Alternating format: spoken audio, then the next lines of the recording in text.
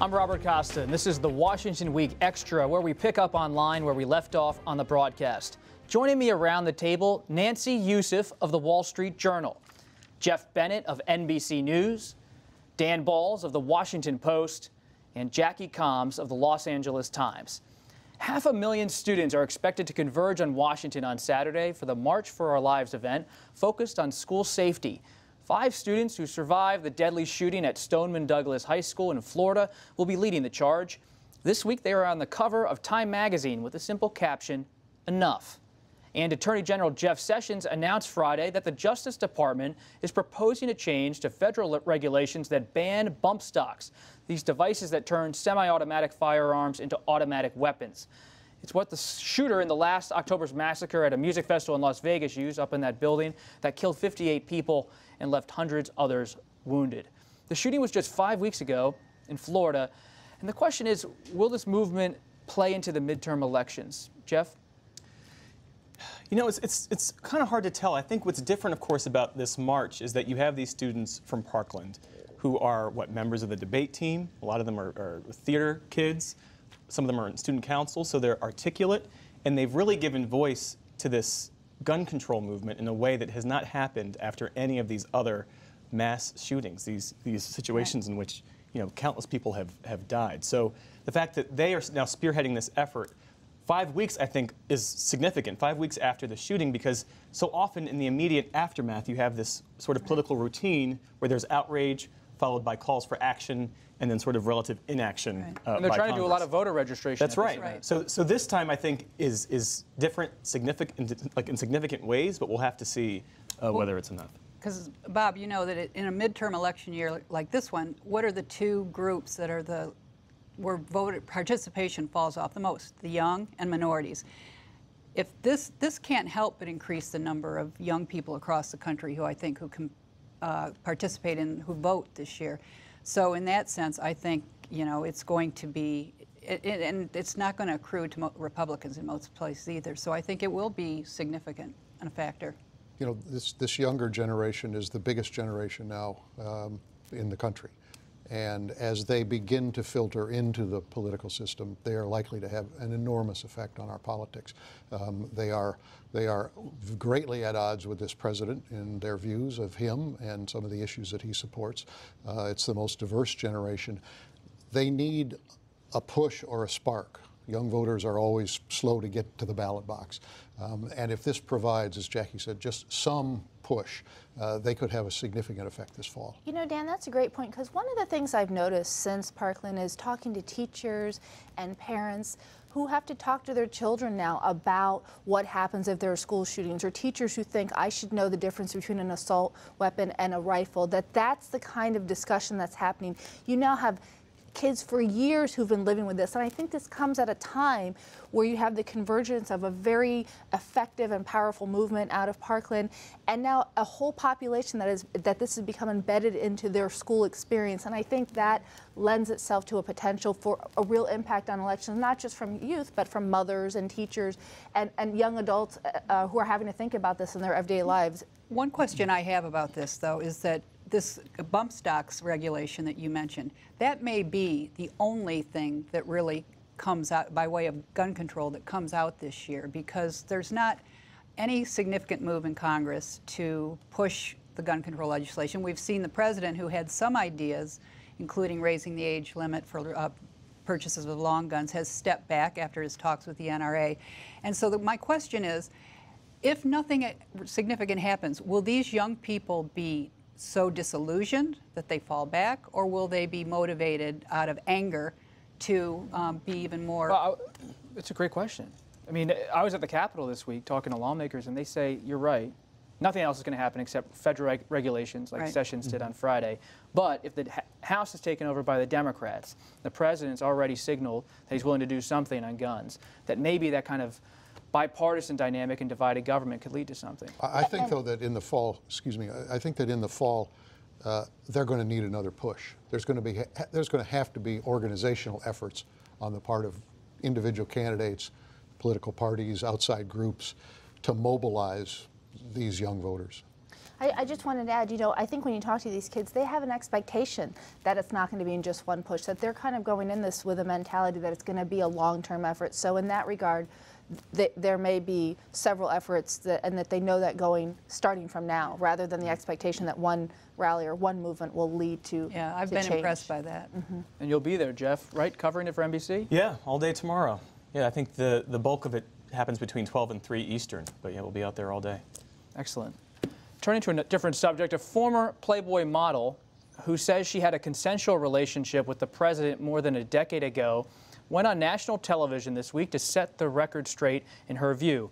Karen McDougal said she never wanted to discuss her relationship with the president and for years refused to answer questions from reporters. However, she has filed a lawsuit against America Media, Inc., which owns the National Enquirer. McDougal alleges the Enquirer paid her $150,000 a couple years ago to buy her silence about her alleged affair with Trump.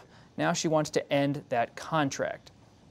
I'm not out to make money on this. I'm out to get my rights back, to prove a contract was illegal, that I was taken advantage of, and then go back to my life, period. On Sunday, adult film star Stormy Daniels will tell her story to 60 Minutes on CBS. The president has denied having a relationship with either of these women. When you think about all this, Dan, it's hovering over the presidency.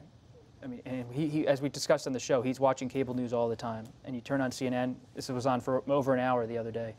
What does it mean for a president to, one, have this confronting him all the time? And why hasn't it become, at least not yet, this explosive story in the same way Monica Lewinsky did in the late 1990s? It's a really good question. I think the first way we have to look at it is just the personal side of this. And what this does to the president's marriage with Melania Trump, and how difficult that is, presumably, for both of them, and certainly for her.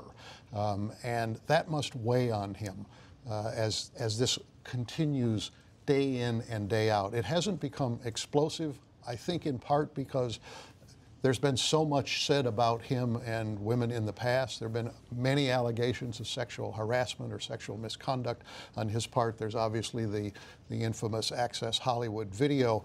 So in a sense, this is not new information for people. But it's been interesting that this has continued on and on and on, and that the lawyers for these two women, particularly for Stormy Daniels, are as aggressive and seemingly skillful on TV, which is the medium that the president prizes most, skillful on TV in continuing to put this in front of the American people and in front of the president. I think since we all knew a lot of this about Donald Trump on Election Day, and people had sort of made their peace with it one way or another, the only thing that I can see changing the dynamic here is Melania Trump and what she does.